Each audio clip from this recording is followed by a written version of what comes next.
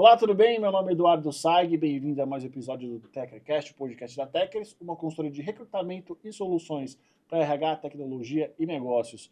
Para você que não está me vendo por qualquer que seja o motivo, sou um homem branco cis hétero, cabelo castanho, barba castanha também, óculos de grau preto, a minha tradicional camisa de manga longa dessa vez, mas eu quero sempre deixar claro o meu manifesto a favor das camisas sociais de manga curta. O Brasil é um país de dimensões continentais e tropicais, muito calor, e eu, como muitos dos homens, a gente se sente pressionado pela sociedade a não usar a camisa social de manga longa. Não usar a camisa social de manga curta. Então fica aqui o meu manifesto. Estou num grande estúdio de podcast e à minha frente está a minha convidada Juliana Menezes, com G-U-I. É isso? Exato, Juliana, com G. Juliana. Gil, obrigada pelo seu tempo. A gente estava revisitando ontem, mandei até para você. A primeira vez que a gente fez um conteúdo junto foi na outra empresa que eu trabalhava há 4 anos atrás. 4 anos. E olha que maluquice, você contribuiu bastante falando sobre o impacto da tecnologia no RH. Parece que foi no século passado.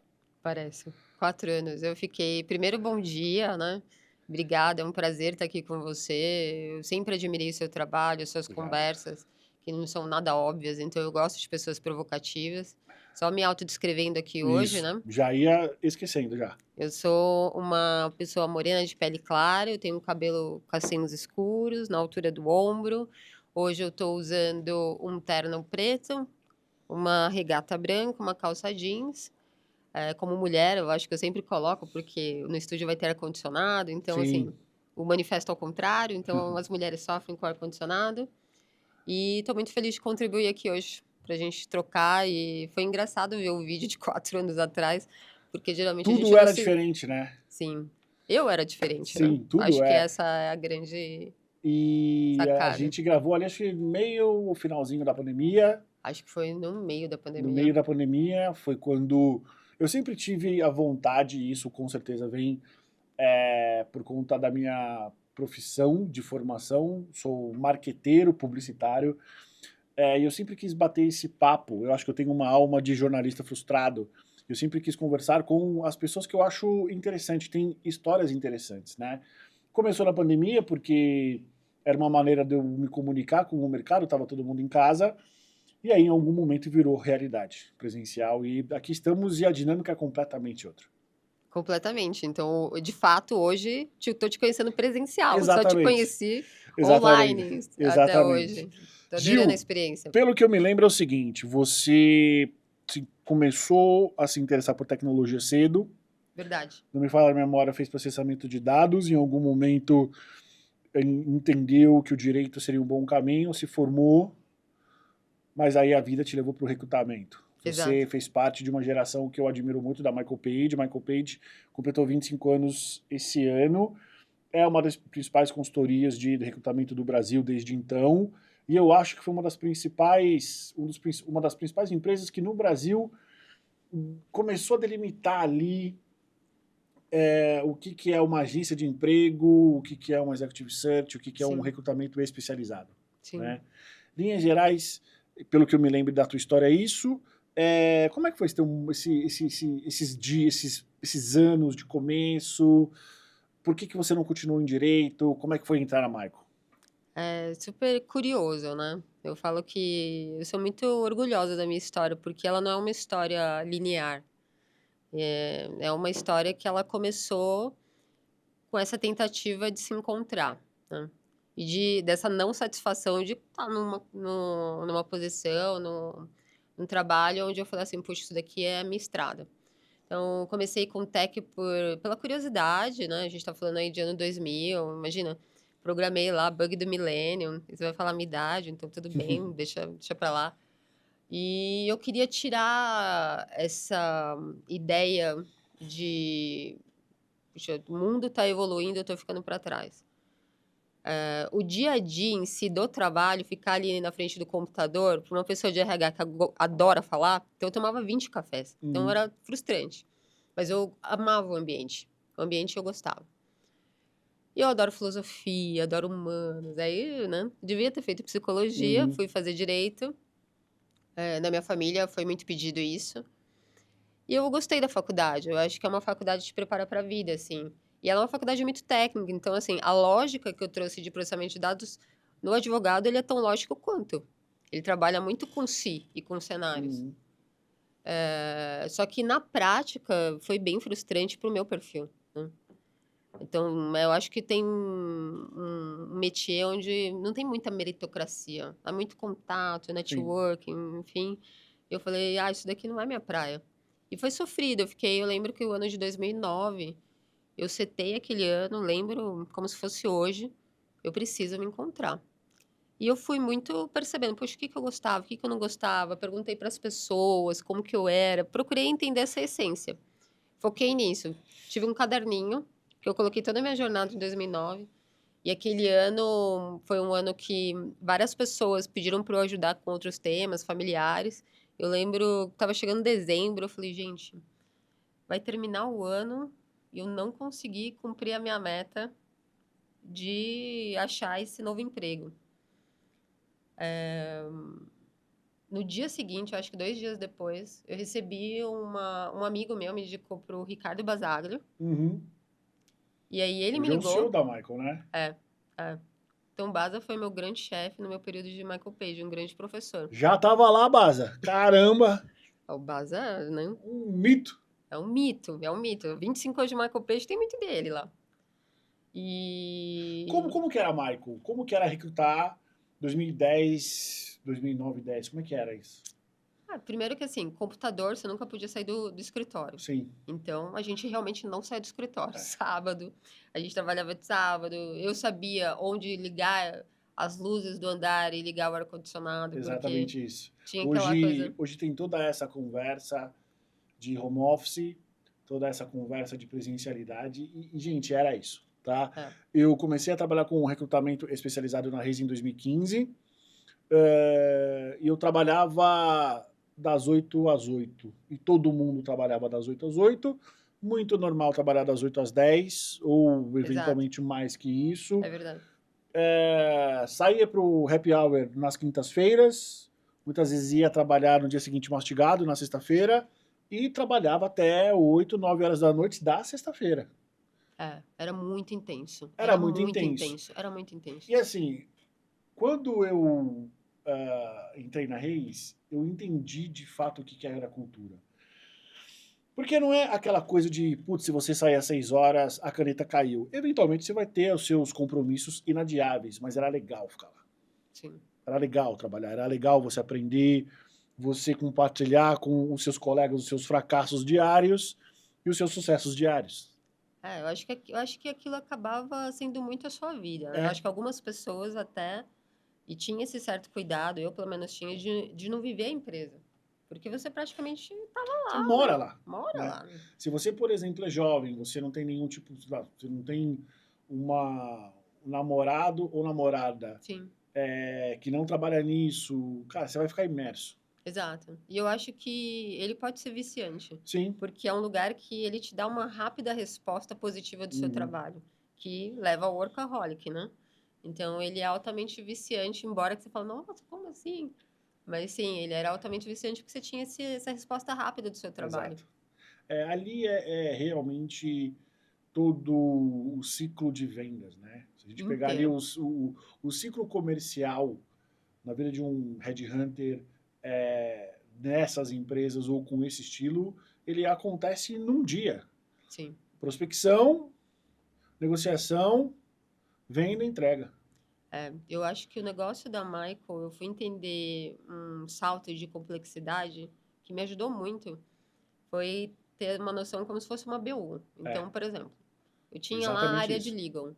Era uma unidade de negócio, então eu sabia quanto custava, o quanto a gente lucrava, tinha que ter uma questão de falar com o mercado para se posicionar e ser reconhecido sobre aquilo, né? Falar com os valores, e você se tornava dono da lojinha, né? E isso ajudava muito a você entender em que momento que eu contrato mais um. Eu estou pronto para contratar essa pessoa vai gerar mais custo do que eu. Então tinha essas discussões e eu acho que a grande beleza que eu não vi até hoje na minha carreira é que eles te ensinam uma profissão. É. É muito bonito isso. E é uma profissão que você não encontra a formação Não tem, mínima não tem. e que para você, para ela existir, você precisa se provar, né? Exato. Não existe um headhunter acadêmico, Não. teórico. Não, e o legal, assim, a partir do momento que você se torna manager, né? Você, além de ter que vender, entregar, né, ser rentável, pagar bônus, você tem que ensinar uma outra pessoa a fazer tudo, né? Porque a gente vende e entrega. Algumas consultorias só vendem, outras Sim. só entregam. Eu sei que hoje até a Michael mudou um pouco. Então, tem um pessoal que mais vende, outros que entregam. Uhum. Mas na minha época, os 5 anos que eu passei lá, você tinha que fazer literalmente tudo. Além, e aí o pessoal, né? Alguém mais júnior começando, nossa, mas eu não tenho tempo. E aí você com a sua agenda super complicada, né? Ainda É. tendo que acompanhar reuniões comerciais com pessoas que estavam começando a vender. Você nem tinha mais domínio da sua agenda. Ou seja, o Sim. tempo que você parava era só aquele tempo para você produzir. Então, você era muito... Eu, pelo menos, eu me cobrava para ser muito eficiente. Sim. Muito eficiente. Quando você olha para trás e faz uma retrospectiva da tua saída da Michael até a Swile, que é onde você está hoje, o que esse tempo como headhunter na Michael aportou na Juliana como profissional, como RH hoje? Acho que a Michael, assim, mudou minha vida, né? Mudou minha vida. Então, eu sei que às vezes as pessoas, a Michael era complexa e tal. Para mim foi um grande presente. Que Ela mudou empresa minha não é vida. complexa? Que Exato, empresa não é complexa? exato.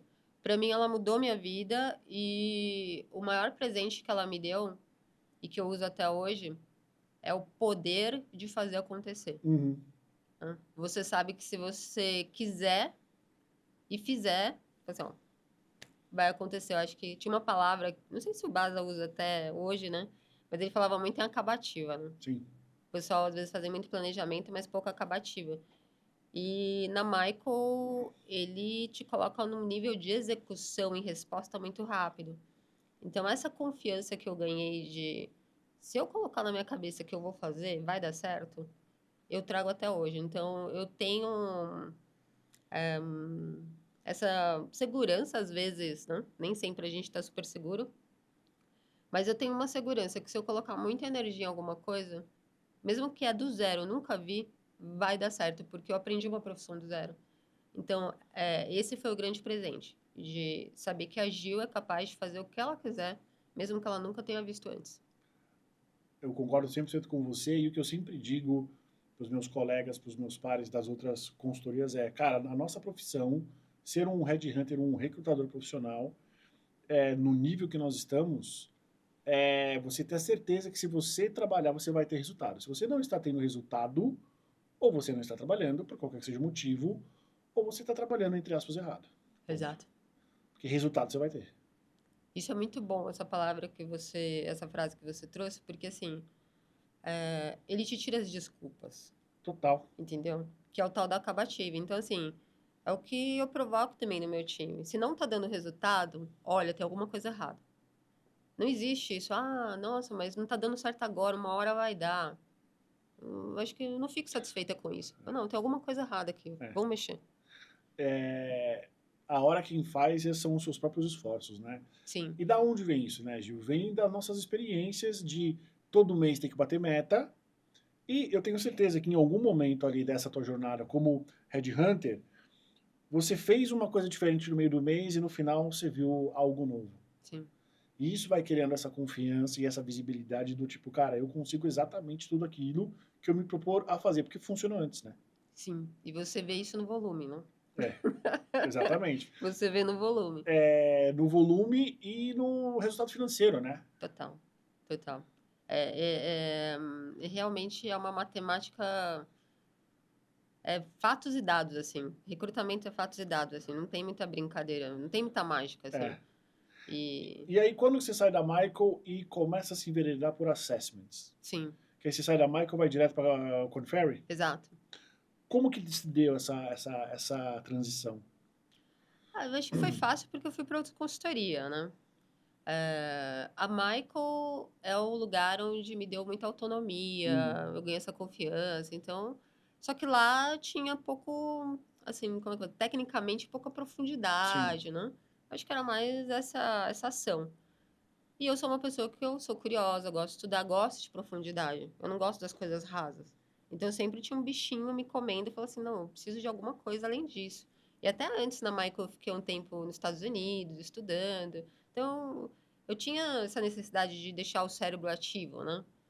E a Korn Ferry, eu olhava ali os materiais do concorrente na época, eu falava, nossa, isso daqui é... Que eu acho ainda a Korn Ferry talvez... Eu gosto muito da Korn Ferry, daquilo que ela produz em termos dos materiais anuários, de como ela pensa o negócio. Eu acho que é para mim, a principal referência quando a gente pensa em marketing para consultorias. E tem a Egon Zehnder. Sim, Do mapeamento que eu fiz lá atrás sobre esse mercado, a Egon ela ditou para o mercado que é uma entrega executiva. sim. Tudo dentro do que eu consegui mapear a partir da Egon. Uhum. Então, acho que são as duas grandes referências quando a gente pensa no suprassumo.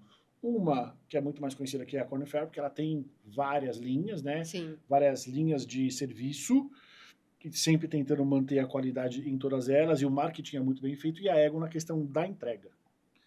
Então, eu entendo perfeitamente quando você olha aqueles anuais e fala, putz, e aí eu falei, poxa, eu quero beber dessa fonte, eu quero exato. aprender, eu quero ir no lugar onde é a Fórmula 1 desse conhecimento, né? E o meu foco foi ir para lá e ser uma esponja.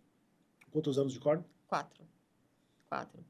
E realmente foi isso que eu fiz. Então eu aprendi muitas coisas do zero. Então eu comecei ali com recrutamento e seleção, depois eu fui na estrutura da REI, que Uhum. foi bem na época da compra, né, da Sim. Korn Ferry com a REI Group. Ali eu aprendi, né? Inclusive tirei certificado de pontuação REI de remuneração. Uhum. Aprendi todos os assessments, tanto do legado Korn Ferry quanto do legado REI Group. Então a gente está falando de assessments do Daniel Goleman. Uhum. E eles têm, né, um centro de especialistas e tal.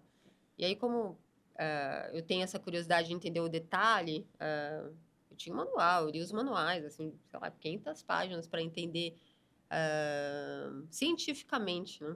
Porque o Assessment até hoje tem um pouco desse, às vezes um pouco do preconceito de, puxa, como é que eu respondi isso e vai falar tudo isso de mim, né? Então tem uma lógica, tem um dado científico, tem uma questão matemática, que Estatística por aí trás, psicometria. é pura estatística, sabe? É pura estatística. Então, aí eu trouxe o meu lado de tech, o meu lado lógico e jurídico, e aí consegui conciliar. E aprendi muito lá. Aprendi muito, e aprendi muito com o pessoal de cabelo branco, que eu brinco. Sim. Tinham consultores sêniores, e quando eles iam nas reuniões, aí o que eu fazia para aprender mais rápido, né? E isso a gente aprende na Michael, né? Quando você vê alguém que está fazendo alguma coisa muito boa, você cola, você fala assim, como você faz É. isso? E você aprende rápido. Então, essa é uma super dica que eu sempre fiz na minha carreira.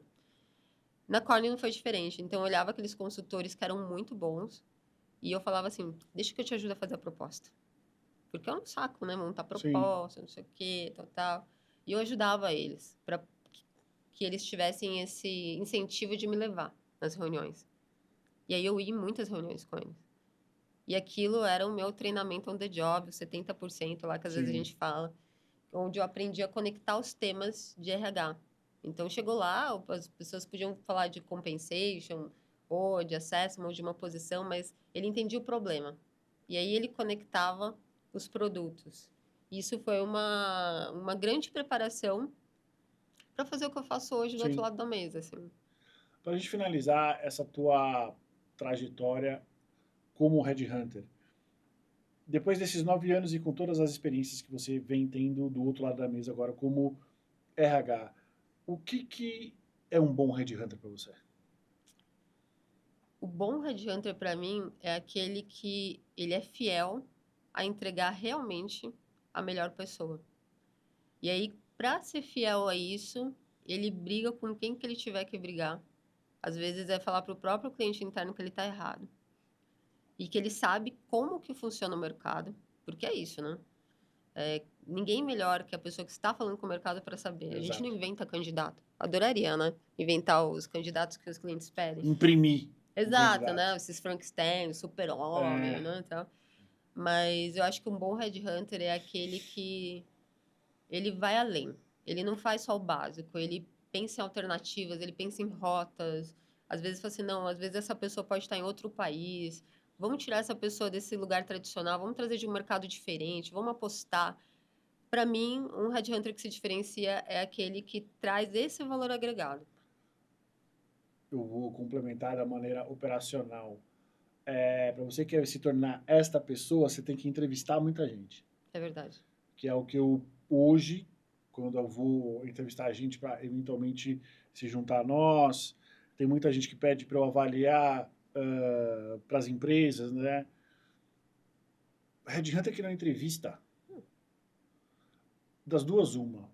Ou vai ser um excelente homem de negócios, ou não vai ser nada.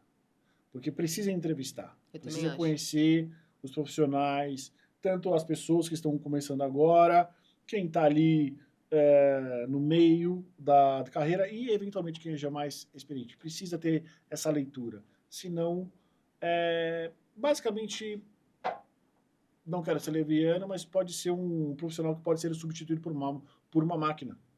Ah, total. Porque ele não tem a profundidade, demora para você conhecer o mercado. Sim. Para você agendar com uma pessoa, essa pessoa cumprir a agenda e você, de fato, conseguir entender qual é a história profissional dessa pessoa, concatenando com todo o resto, né? Parece simples, mas não é, assim. Operacionalmente é simples. É, Faz isso, né? É um processinho é, simples. Só que o que traz senioridade são esses diferenciais que você traz em cada etapa do processo. Então, assim, quando eu entrevisto alguém, eu não quero entender só ali a carreira, né? Eu quero entender como a pessoa pensa, o que ela valora. E tem coisas que não são ditas, é, né? Mas você vai... É um processo investigativo. É um é. processo investigativo e você aprende muito, né? Então eu lembro que aí você aprende que você pode fazer qualquer vaga, porque depois da 10ª pessoa que você entrevistou sobre aquela questão técnica, puxa, na 11ª você já sabe o que é uma pessoa mediana, fraca e uma pessoa outstanding. Exato. É. E aí, para complementar, você fazer isso todo dia. A disciplina de você entrevistar todos os dias, é que no final do mês, de fato, você vai perceber quem entrevistou 100 pessoas de quem entrevistou 30. Faz muita diferença. Eu Faz acho muita que diferença. concordo com você. O coração é, é a sala. É a sala de entrevista, assim, online ou física. Mas o coração de um bom headhunter é horas de voo, talvez outliers, aquela questão de você ter feito muitas horas Muitas a horas. mesma coisa. Exato. Tá? Gil, quando que você passa para o outro lado da mesa, deixa de ser consultora, eventualmente deixa de ser headhunter e passa a ser RH? Acho que isso acontece na Rente, né? Onde foi o momento que a gente se conectou ali, se conheceu. Que naquela época a gente estava falando de transformação digital, born digital, imagina. Uhum. Eram esses os temas. E eu falei, já que eu vou para RH, né? Porque eu queria me experimentar mesmo, eu quero ir numa empresa que seja a ponta do futuro. E ir para uma startup early stage me ensinou muito. Porque eu já entrevistava, né, nessa época, várias pessoas de startup, e eu vi que tinha um brilho diferente de early stage que eu não conseguia entender, né? Nossa, a pessoa amava a empresa, era uma coisa diferente, uma cultura. Eu falei, poxa, se eu entrar numa early, eu vou entender isso daqui. E aí eu entendi o que era ser, né, essa questão, todo o papel do RH, mas como eu fiquei muito próxima do founder, das venture capitals, então eu consegui entender muitas questões de negócio na veia, porque numa early stage, se você não faz, você morre. Uhum. Então eram questões viscerais, e pessoas muito, muito mais ainda. Se você contratar errado, aquilo realmente vai doer. Se você demorar para demitir, vai doer mais ainda. E o que você percebeu fazendo essa migração para a área de recursos humanos que você pensava quando você não era e quando você sentou na cadeira você falou, putz, é completamente diferente daquilo que eu pensava? Eu acho que eu acabei ficando com uma cabeça muito de consultoria, né? Uhum. De olhar o problema, aquela cabeça meio consultiva, Sim. assim, né? E aí eu vi que quando você vai para o RH, tem algumas coisas, nem tudo se resolve dessa forma, né? Às vezes tem alguns produtos de RH que você mexe os ponteiros de formas diferentes, né? Que não são necessariamente quantificáveis e não quer dizer que isso é ruim. Então, dando exemplo aqui. Se a gente falar, vou mexer aqui nos benefícios. Ah, mas onde vai impactar isso no final do dia, né? Como é que o time vai perceber isso? Será que eu vou aumentar minha pulse, meu NPS? Mas isso daqui vai reter, não vai? Então, acho que eu fui abrangendo isso para um lugar mais... não só do know-how dos produtos de RH, mas saber onde isso impacta no final do dia. Tá, eu sei fazer. Lembra? Ah, eu vou Uhum. aprender. Se eu tiver que aprender do zero, eu vou aprender.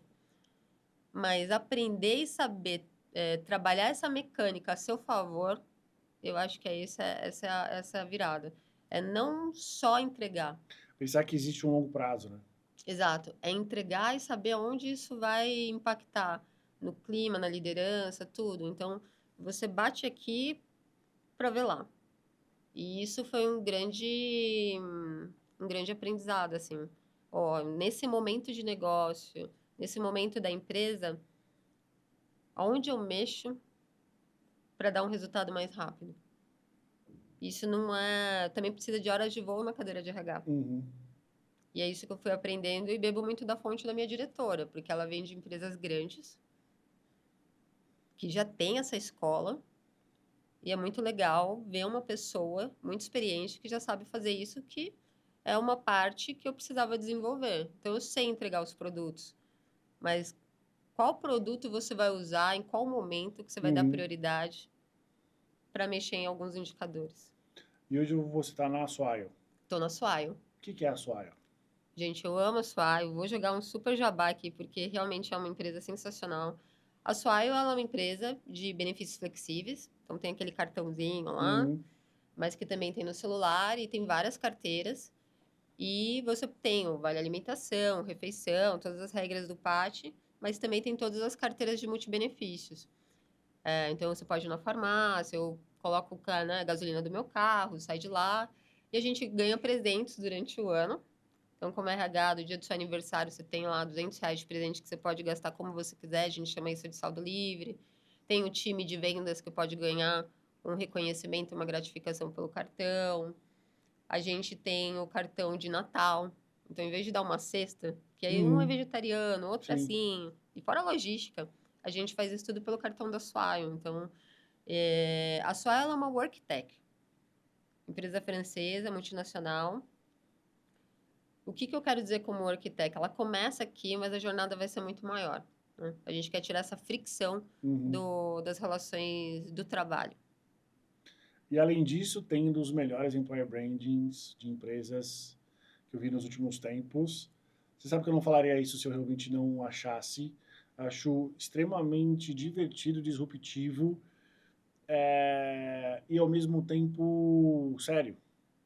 É, Não é uma zoeira. não. É realmente uma tentativa de falar com talvez um mercado mais jovem ou com uma geração menos versada no corporativismo, sem parecer uma coisa tosca. Eu acho que, assim, o EB, de verdade, no Swile, é um dos grandes presentes para minha carreira. De verdade. Eu sou muito grata. É uma jornada. Não começou assim. A gente começou testando. A gente nem sabia que poderia, né, dar tão certo. Mas ali eu acho que juntou algumas características, né? Uma empresa que deixa a gente fazer isso. Acho que tem várias empresas que Sim. não deixam, né? É complicado, É um então... misto de confiança e liberdade, né? Exato. Então, assim, felizmente eu tô numa empresa que dá para fazer, né? Sou muito feliz. E tem uma liderança que compra. Você também precisa dos líderes comprados contigo. Isso a gente tem. Mas fora isso, tem um casamento ali do time de people com o time de marketing para fazer isso acontecer. Eu não tenho ninguém, nenhum recurso só de EB na Swile.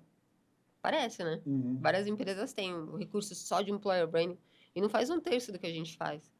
Então, esse casamento de a gente trazer esse lastro do que você está fazendo, porque são para as pessoas, de vender uma verdade, que é o walk the talk. Então, realmente a gente faz aquilo, não só vende. Mas como que eu levo isso de uma forma disruptiva? E poucas empresas no Brasil, nós fomos a primeira a usar o Instagram Uhum. para publicar vaga. Foi isso que me chamou a É. atenção. E não é só publicar vaga de uma maneira em que é um apresentador apresentando as Sim. vagas, né? Tem um contexto, tem uma encenação, tem um Tem. teatrinho Tem. que é muito engraçado Tem. e que não desvaloriza, né? Falando em Employer Branding, que a gente vai eventualmente chamar de EB. O que é EB para quem não conhece? Eu gosto de explicar as coisas de uma forma muito simples, sabe? Porque, né? Eu acho que o employer branding, ele é, né, o employee, a jornada dessa pessoa na sua empresa, e o branding, que é a marca. Uhum. Então, o que quer dizer essa marca? É como você fala para o mercado o que você está fazendo. Mas o que você está fazendo é essa moeda de troca que tem na sua empresa, que a gente chama também de EVP, né? Employee Value Proposition. Que é nada mais, nada menos quem trabalha lá na Swile, o que ela vai encontrar? Qual que é a nossa moeda de troca? Além do salário, né? Aliás, o salário é o último. É uma pergunta que a resposta não é tão óbvia. Não, não. E é aí que eu acho que a gente tem que investir tempo. Porque o EVP, ele é um grande direcionador das suas decisões dentro da empresa. Então, a Swile, um dos pontos é flexibilidade. E a gente trabalha a flexibilidade o ano inteiro. Foi daí que a gente teve o Vai Ter Feriado Sim. Não sei se você conhece essa campanha na Swile. Sim. Mas a gente deu os feriados aonde não tem. E por quê? Porque está dentro da nossa proposta de valor que flexibilidade é importante e os descansos também são. Então, eu não fiz isso porque eu só achei legal. Não, porque está dentro dessa proposta de valor. Então, hoje a gente tem um trabalho híbrido. Então, não precisa ir todo dia. Tem uma certa flexibilidade. Você pode escolher o terceiro dia. E isso a gente vai trabalhando em todos os pontos. Eu também, por exemplo, contratei recentemente uma empresa, uma plataforma de aprendizado, onde não é só cursos, tem idiomas, tem outras opções, mas eu poderia ter escolhido uma que era só cursos. Uhum. Mas eu não quis fazer isso. Por quê? Porque não mostra flexibilidade. De novo, flexibilidade é importante. Então, existe uma intencionalidade em tudo que a gente faz que conecta. Então, um simples vídeo de divulgar vaga tem lá os bullet points que eles precisam, as palavras-chave que precisam falar. Por quê? Porque essa é a nossa proposta de valor. Fazendo ainda uma tradução talvez mais básica, é você tangibilizar aquilo que a maioria das empresas tem na parede. Exato. Como valores, por exemplo. Exato. E assim... E como que você faz isso? Existe uma pesquisa para vocês consultarem junto com os seus colaboradores ou é um trabalho mais dos especialistas? A gente chegou a fazer um trabalho com uma consultoria especializada para entender, vamos lá, esses valores da Swile que são percebidos pelos colaboradores. Exato. Então, a gente partiu daí. Só que isso, ele chega até um lugar. Tá, eu sei o que as pessoas valorizam, o que a Swile dá em troca, e descobri esse lugar. A partir desse lugar, como que eu comunico? Como que eu trabalho isso em vários momentos e comunico isso de uma forma que respeite meu tom de voz, a minha marca. Então, assim, até coisas que eu aprendi, né? Por exemplo, a Swile é uma marca solar. Então, a gente consegue falar coisas provocativas, mas a gente traz uma certa leveza para não pesar, né? É uma marca provocativa, é uma marca disruptiva. Uhum. Então, se eu fizesse um employer branding que não fosse disruptivo, eu nem ia conversar com uma essência da marca, né? Então, a Swile veio para disruptar o mercado. Sim. Então, eu tenho que trazer isso também na forma como eu vou divulgar as coisas. Eu não preciso... aliás, eu não quero ser tão tradicional. E aí isso me ajuda. Isso me ajuda. Te ajuda no quê? No que as estratégias de employer branding ajudam a Swile no mercado? Porque eu acho que isso é algo... Pode parecer simples para a gente que conhece o mercado e entende, mas tem muita gente que está vendo, eventualmente, a gente agora está pegando um eventual corte e não tem a menor ideia. Por que que o EB ele é importante para a Swile? Ele é importante porque ele fala muito da marca como um todo, né? Então, ele entra também numa linha de negócio. Uhum. Ele não fica só um tema de people. Eu estou falando de notoriedade, que vai além só de um tema de people. Eu estou falando de negócio. Então, assim, isso foi um ponto que, na hora que você vai falar com diretores ou um founder de empresas, você tem que colocar esse lugar. E aí você fala assim, ah, tá bom, mas em people, em pessoas, como que dá resultado? Quando a gente começou esse processo, você entrava na entrevista e a pessoa falava assim, mas quem que é a Swile? É Swile? Swilly? Savili? E aí eu falava, ai, nossa, toda hora você tem que falar. E a gente progrediu para um lugar que as pessoas já entravam, puxa, já vi o Querendo site, vi a trabalhar lá, né? propaganda, quero trabalhar com vocês. Faz muita diferença. A pessoa fala assim, nossa, o escritório é lindo. Ai, porque a gente coloca os funcionários nos vídeos. É a Swile, não são atores, entendeu? Então é isso, é a nossa realidade. E isso para um funil de vagas, né? Então ele já ajuda. Sim. Só que a maioria do mercado olha o employer branding para esse funil de vaga. E eu acho que Só não para é isso. atração, né? Nossa, tá muito além disso, tá muito além disso. Ele é uma questão de retenção. Sim. Então, quando a gente fez a festa do bombom, fazemos todos os anos 2 vezes. Os próprios Swilers são os nossos embaixadores. Swilers. É legal isso. Swilers, Eles são Eu nossos acho que embaixadores. desculpa te interromper, mas é o suprassumo daquela frase que a gente sempre escuta. É o funcionário que veste a camisa, né? É isso. E ele não vai vestir se for uma mentira. É. Concorda? Ele não vai colocar no LinkedIn aquilo que ele não acredita. Ele tem orgulho de ser. E esse orgulho de ser, esse sentimento de pertencimento, poxa, eu tô numa empresa que faz isso, é muito legal. A gente recebe mais indicações. Por quê? Nossa, você trabalha na Swile? Nossa, me indica lá. Quando eu vejo o que as pessoas colocam nas nossas publicações, nossa, essa empresa é sensacional. E quando a gente faz as nossas ações, né, a primeira vez que a gente colocou vai ter feriado sim, e a gente publicou isso num vídeo, né, dentro do escritório, e aí tava lá no Slack, enfim, o pessoal falando, nossa, essa empresa é uma mãe, só não existe. Então, assim, a Só tem defeitos? Com certeza tem, gente. Longe de ser a empresa perfeita. Mas aquilo que a gente é bom, a gente fala, a gente comunica bem, tanto para dentro quanto para fora. Acho que várias pessoas e empresas têm coisas legais, Uhum. mas não comunicam. E aí perde esse poder.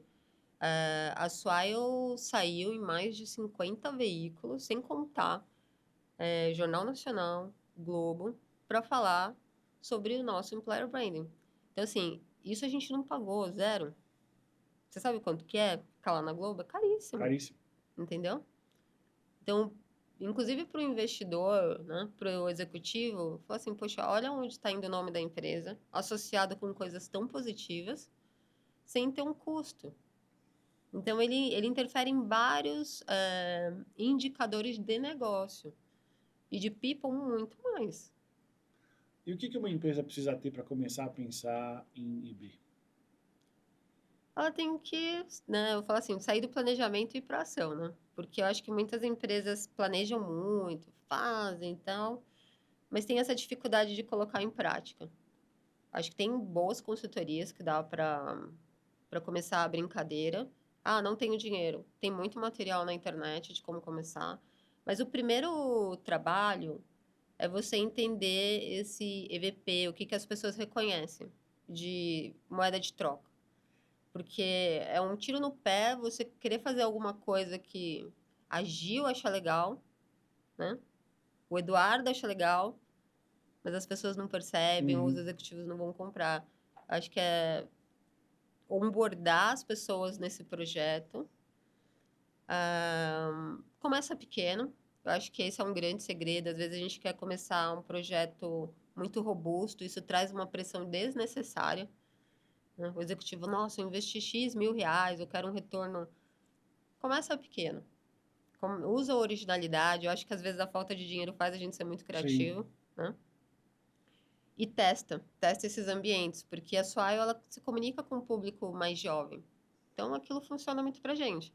Mas talvez eu usaria a mesma técnica se fosse numa indústria com um perfil diferenciado? Não sei. Eu acho que eu ia adaptar. Provavelmente. Provavelmente eu ia adaptar, né? Provavelmente.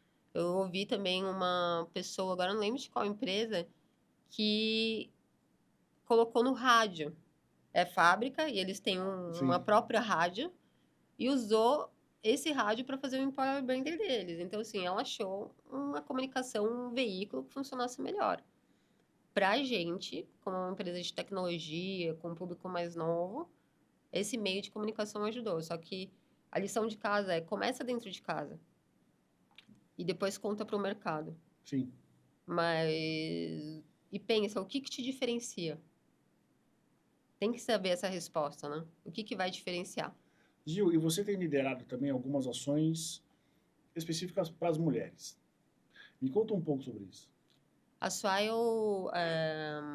o ano passado, a Josi, né, nossa diretora, inclusive comentei com você, ela é a primeira líder feminina que eu tenho com Sim. tantos anos de carreira. E tem sido incrível isso, entender e apoiar mulheres nessas cadeiras de liderança que são duras, não são simples. E junto com outros focus groups que a gente teve dentro da Swile, veio essa necessidade da gente criar uma conexão entre as mulheres. Mas isso foi uma necessidade das colaboradoras que apareceu nas eventuais pesquisas? Elas não pediram uma conexão. O que que aconteceu? A gente tinha uma questão de algumas áreas de talvez trazer o nome do diminutivo, entendeu?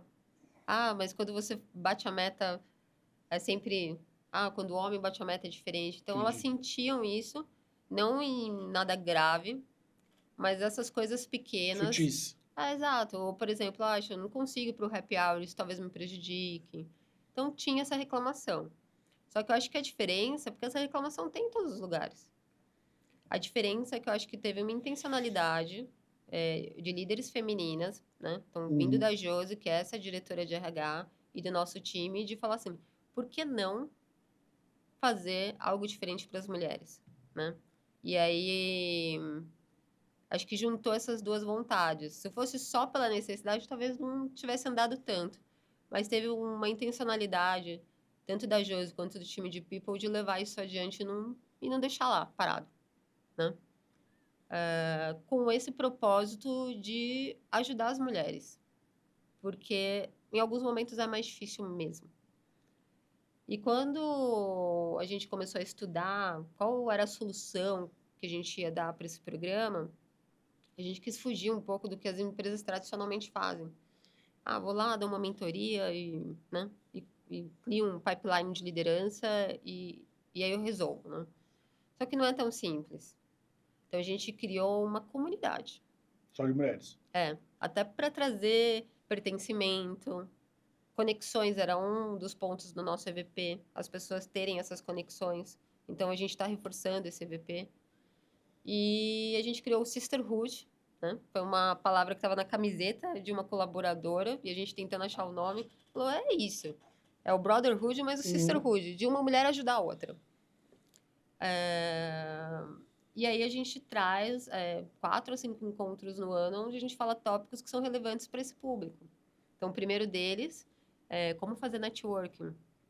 Porque, né, para uma mulher fazer networking, geralmente, principalmente se é mãe, ela tem que se programar a semana inteira para Sim. sair aquele dia para fazer um networking. Principalmente, eu vejo alguns desafios de uma cultura latina, como a nossa, machista como a nossa. Sim.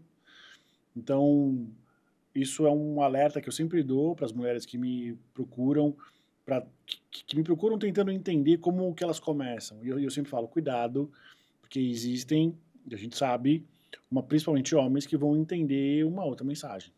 Sim. Então você precisa ter esse cuidado. Então é um desafio a mais, né? Sim. Mas eu acho que sempre foi desafiante. Sim. Entendeu? Então, assim, você tem 2 opções. Não fazer nada ou fazer alguma coisa. E a gente optou por fazer alguma coisa. E aí, por que essa iniciativa ela veio da empresa? Porque eu acho isso super interessante. Em Minas Gerais, não seria um assunto que a empresa se mobilizaria, né? Sim. É um misto de escolha decisão individual, você pode até colocar ali talvez o interesse de algumas pessoas, mas é interessante como a empresa capitaneou isso. Sim, porque, de fato, para a mulher, se for parar para pensar, a relação de trabalho, o emprego, ele te dá muita liberdade, né? Sim, E passa muitas horas ali. E para a mulher estar lá, ela deixa a família. Então, assim, tem uma questão até social que eu sou de uma época que foi vendido para mim, olha, você tem que ser a superwoman em tudo. sim, Então, vai trabalhar, não dependa de homem, seja uma boa mãe, seja uma boa filha, seja uma boa esposa. É difícil ter todos esses papéis. E o trabalho, ele é um lugar onde a mulher, ela se sente realizada. É um lugar seguro, que a gente quer que seja esse lugar seguro. E muitas nem chegam ao ambiente do trabalho. Essa é a grande, assim, dá um aperto no coração, porque uma grande parte da população nem consegue ir, ou porque tem que cuidar dos filhos, N motivos aqui que você já conhece, a gente sim. vê nos noticiários. Então, assim, pô, chegamos aqui, na Swile, eu quero que você vá muito mais longe, né? Eu quero que você seja uma mulher que se sinta à vontade de contribuir mais, de trazer mais essa diversidade para a Swile, para as discussões, delas sentirem esse ambiente cada vez mais seguro, né? Em algum momento, que eu acho que esse ano, a gente vai trazer os homens juntos para o grupo. Sim. Não é uma coisa, só mulheres e nunca entram homens. Eu acho que os homens, eles têm que ser incluídos também, até para entender essas diferenças. E você percebe uma boa vontade masculina para isso? Eu tenho, Genuína? de alguns sim, e eu acho que está aumentando. Eu acho que está aumentando. A gente tem ali na Swile alguns homens que realmente querem entender. Eles querem se perceber. Acho que começa daí. Porque alguns nem percebem que fazem, Sim. né? E aí você vê que alguns querem perceber. Alguns começam a ter suas primeiras filhas. E querem ser pais melhores, homens melhores para o mundo. E falam assim, poxa, eu não quero que minha filha sofra isso. Eu sou pai de menina. Acho que geralmente quando é pai de menina até dói mais, né? Sim. A mudança vem mais rápido. Mas eu acredito que sim, a gente vai ter aqueles que... Acho que a gente hoje vive num mundo, infelizmente, mais polarizado. A gente vai ter aqueles que vão ser mais radicais. Mas eu tenho visto, pelo menos lá na Swile, que é uma abertura muito maior para esse lugar. Mas não dá desculpa, daquela coisa negativa. Muito do lugar que a gente tem que ajudar. Eu acho que até a nossa área de compensation teve um caso de uma vaga, né? Que aí veio o recrutador falando, nossa, mas essa daqui, né, a gente pode até trazer abaixo, ou no começo da faixa. E aí eu falei assim, mas por quê, né?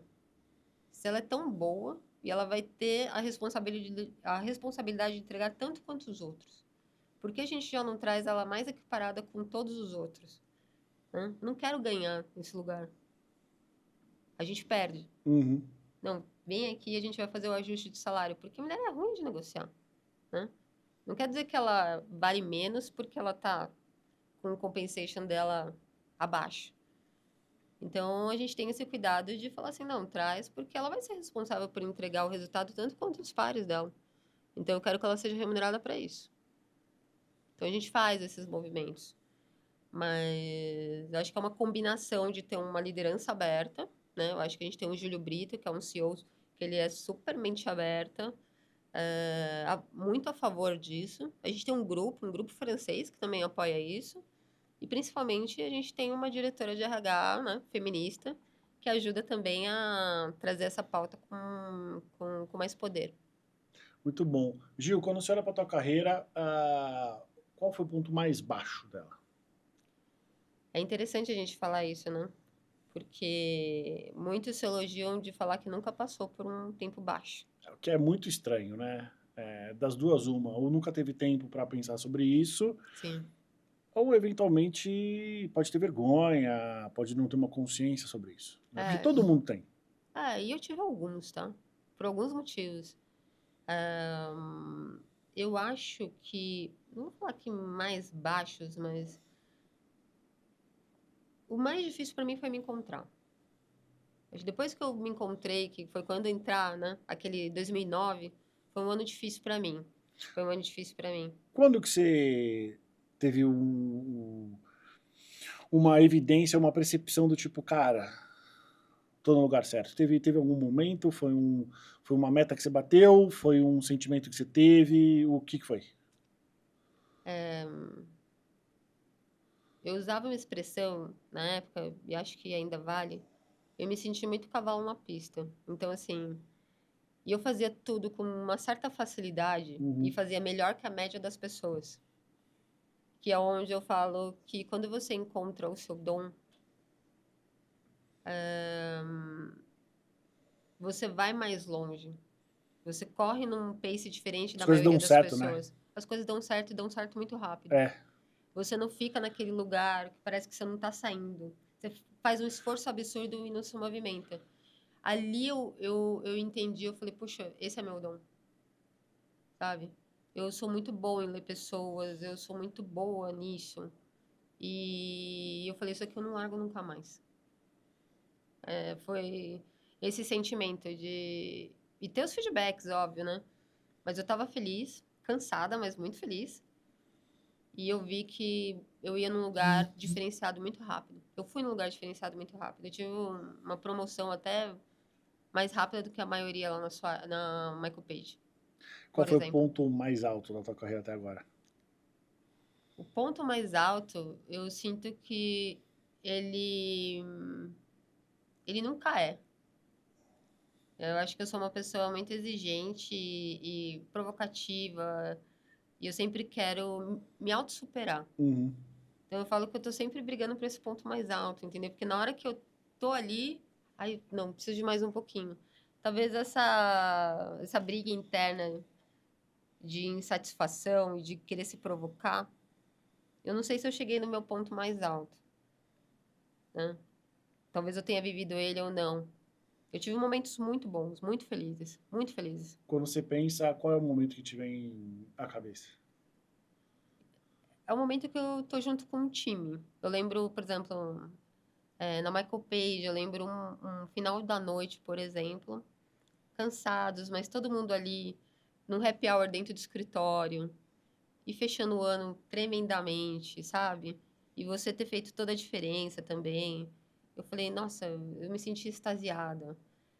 Quando você ajuda uma pessoa que te, né? Você ajuda ali, sem intenção nenhuma. E você marca a vida de alguém, essa pessoa te retribui, te dá esse feedback. Eu fico muito emocionada. Eu falo assim, nossa, faz tudo valer a pena. Faz tudo valer a pena. Esse ano eu fui reconhecida na festa do bombom. A gente faz a festa do bombom, né? Que é onde a gente reconhece as pessoas. E aí, como que funciona? Tem um tapete, vai com música, é um festão, é bem legal. E foi uma surpresa, porque eu não sabia que eu ia ser, tem que ser uma surpresa mesmo. E durante aquele dia da festa do bombom, várias pessoas falaram meu nome.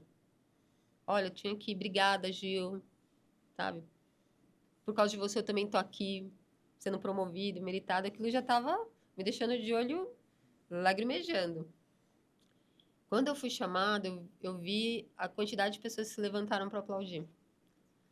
E aquilo para mim tem um valor inestimável, inestimável. Nem, assim, óbvio, eu fiquei feliz com o meu mérito, enfim, mas saber que você é uma pessoa que impacta outras vidas e faz isso se multiplicar, para mim é um super ponto alto de carreira. Me mostra que, cara, alguma coisa certa você tá fazendo. Muito bom. Pra gente terminar, dica de filme, livro, série que você viu recentemente que você quer indicar pra alguém? Eu vi um vídeo muito curto, mas eu inclusive usei no team building, que eu fiz lá no time de tecnologia.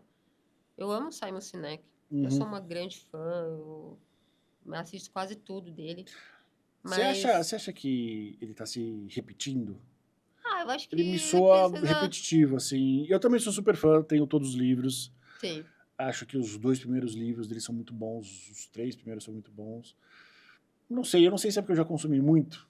também eu entendo o seu desgaste, assim. O ponto, tem vários, eu li agora também o livro de segurança psicológica, Uhum. agora não tô lembrando todo o título, mas eu li, eu gostei muito, tá? Inclusive, algo que eu já estou aplicando no time. Mas um vídeo que ele viu, que ele falava do Finite Game e Infinite Game. Você já viu esse? Não tô me lembrando, acho que não. Eu achei muito legal, assim, dando um spoiler, muito resumido. Ele fala o seguinte, existe o Finite Game e o Infinite Game. O que é o Finite Game? Eu tenho regras, eu tenho jogadores, tá tudo ali. E aí eu vou ganhar o jogo quando eu vencer todo mundo. Ponto. Ponto. O Infinite Game, as regras mudam, os jogadores mudam. Quem vai ganhar? O cara que perdura, a pessoa, né? Sobrevive. A pessoa que sobrevive. E aí ele falou, para você ter o seu negócio com sucesso, você tem que estar no Infinite Game. Sim. Né? E eu acho que esse Infinite Game é o meu game. Entendeu? Você vai gostar muito do cara que escreveu Arriscando a Própria Pele. Deixa eu pegar aqui. Inclusive foi o cara que foi o livro que eu li e que me fez tomar a decisão de ter meu próprio negócio. Porque ele fala sobre isso. Que é o Skin in the Game. É o Nassim Taleb, que foi o mesmo cara que fez o Antifrágil. Sim. Amo ele. Ele era um trader. E, enfim. E ele fala o seguinte. Ele fala que o maior indicativo de sucesso é o tempo. Eu concordo muito. O quanto as coisas duram. Essa resiliência, né? Que acho que deve ter tudo a ver com o que você está falando. Talvez eles tenham se conversado, porque esse livro, Arriscando a Própria Pele, não é tão novo assim. É um livro menos conhecido do que o Antifrágil, por exemplo. Eu acho que é o livro que veio antes ou veio depois, eu não sei. Mas é o livro onde ele começa a trazer argumentos, traçar panoramas e premissas que são muito lógicas e que a gente não para Exato. pra pensar. E o ponto ele fala assim, no Finite Game você está querendo ser o melhor do mercado, você está querendo ganhar do seu maior competidor.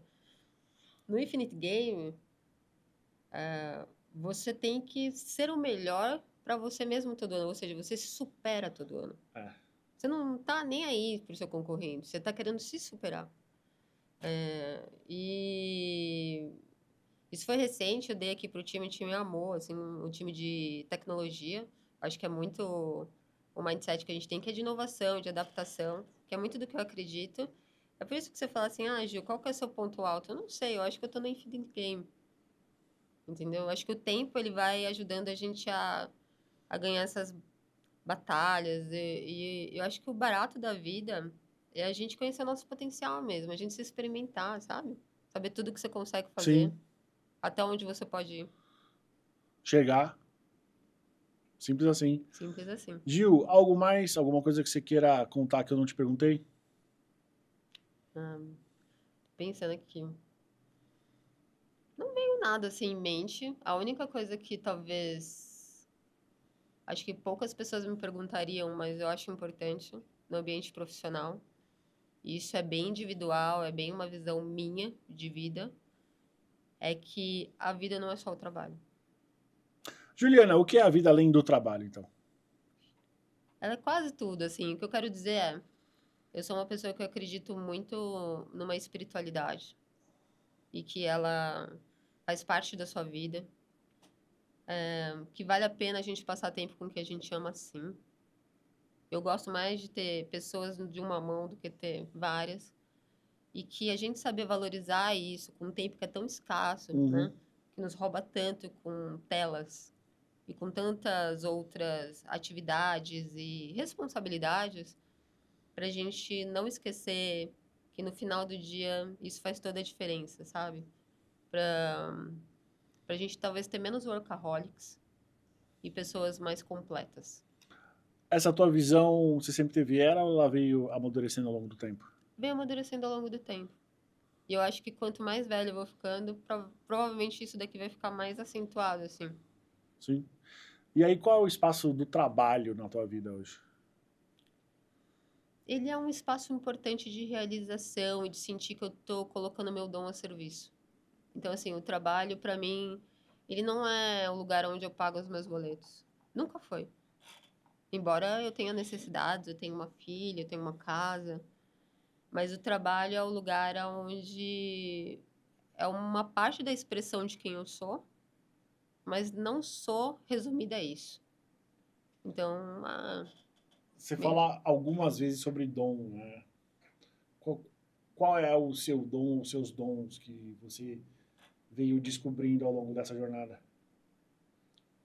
o que eu sinto, para mim, o que que é dom, né? É aquilo que você faz com uma certa facilidade e quando você faz, você se energiza e aquilo te mostra caminhos abertos, né?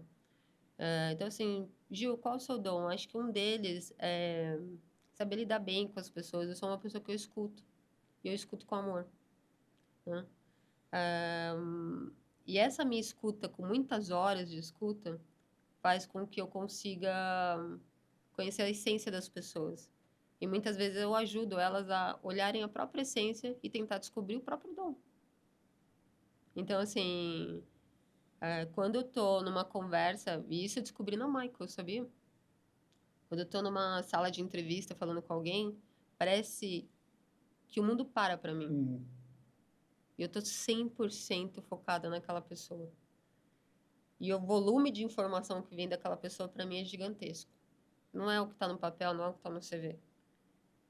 E fazer com que as pessoas consigam expressar isso e usar esse potencial a favor delas, eu sinto que deve ser uma parte do que é meu dom. Nesse contexto em que você ouve as pessoas numa escutativa, vão surgindo perguntas sobre o que a pessoa ela vai contando ou você só escuta? E depois você renderiza? Como é que funciona? Eu falo que é uma dança, né? Esse é o momento que a lógica não ajuda. Sim, Então, assim, você sente a conversa. E quanto mais a pessoa está relaxada, sim. ela vai mostrar quem ela é, porque o ambiente de trabalho, principalmente, ele faz com que a gente queira trazer o nosso melhor, muito moldado. A gente não mostra o nosso pior lado, a gente não mostra as nossas sombras. Mas quando você está relaxado, você mostra os seus medos. Na maioria das vezes sem querer, né? E assim, é igual terapeuta, né? Psicólogo. Se você se ouvisse, se você gravar, se você se ouvir, você vai resolver seus problemas. Então, é muito inteligente ouvir. E às vezes a própria pessoa percebe, você faz uma ou duas perguntas, mas não é você que vai responder. Ela mesma. Então, é uma questão que eu acho que eu devia ser psicóloga. Mas ouvir a história das pessoas e procurar conhecer a essência delas, muitas delas, eu vou te falar, elas não estão fazendo o que elas deveriam fazer na vida. Com certeza. Quantas pessoas eu já entrevistei, provavelmente você, executivos assim, que estavam ganhando bem e tal, totalmente infelizes. E é muito louco, né, Gil? Porque claramente a pessoa ela não está feliz e conseguiu ter sucesso do ponto de vista capitalista. Imagina se essa pessoa fizesse aquilo que ela queria fazer. Então, é isso que eu fico pensando. Ela colocou esforço para fazer uma coisa que nem é o dom e foi bem. Imagina se ela usasse o dom. Então, mas eu acho que de vez em quando a vida cobra ajuste de rotas. Eu já vi vários executivos passar por isso. Eu vi executivo um X momento, executiva, abrir a padaria que sempre quis, sabe? Fazer né, a parte de música que sempre desejou. Teve agora um que o Pedro Bial entrevistou também, um super cara famoso de marketing, esqueci o nome dele, que ele falou, cara, agora eu só quero pintar, né? Óbvio que ele se deu ao luxo, enfim, mas e você vê o que ele está fazendo, é muito bonito. Para mim, isso é um poder muito importante para a gente deixar passar nessa vida. E me dá dor no coração ver uma pessoa que não está usando o potencial dela. Dói. Sim. Você vê que a pessoa claramente está sofrendo naquele caminho. Que é a alegria inversa do que quando você vê uma pessoa se desenvolvendo. Né? É. é uma coisa assim que transborda. Você olha aquilo e você fala assim, é óbvio que ia dar certo. Porque quando você está usando o seu dom, você vai num lugar mais rápido, porque você se interessa, você está se sentindo bem, sabe? A vida vai te respondendo também. Então, assim, é um fluxo que não tem como você negar. Agora, quando você está num lugar que tudo é difícil. Ai, tentei 10 vezes, não sei o quê. E aí você vê, às vezes, gente que presta concurso público por anos. Ai, tá numa carreira, não sei o quê. Eu falei, cara, sabe, muda. Tem medo não. Tem medo não. Começa do zero, porque o seu zero não vai ser zero. Entende? É o que eu fiz. Então, assim, eu acho que parte muito dessa dor pessoal que eu tive. Eu aprendi que isso é verdade. Então, eu acho importante. Algo mais? Não. Gil, obrigado pelo seu tempo, por você ter compartilhado, demorou, mas fizemos. Quem quiser falar com você, te acha onde? Só no LinkedIn? Tem o LinkedIn, né? Tem o meu e-mail da Swile também, juliana.menezes@swile.com.br. E no LinkedIn também, pode mandar que eu vou responder. Eu quero te agradecer, reforço o quanto eu admiro a Obrigado. sua trajetória, a sua história. Obrigada pela oportunidade de estar aqui. Uma hora, E... uma hora ia. mas não tem dúvida, né? A gente ia fazer isso acontecer. Obrigada, adorei. Obrigado a você, Gil. Para você que está vendo a gente, muito obrigado e até o próximo episódio.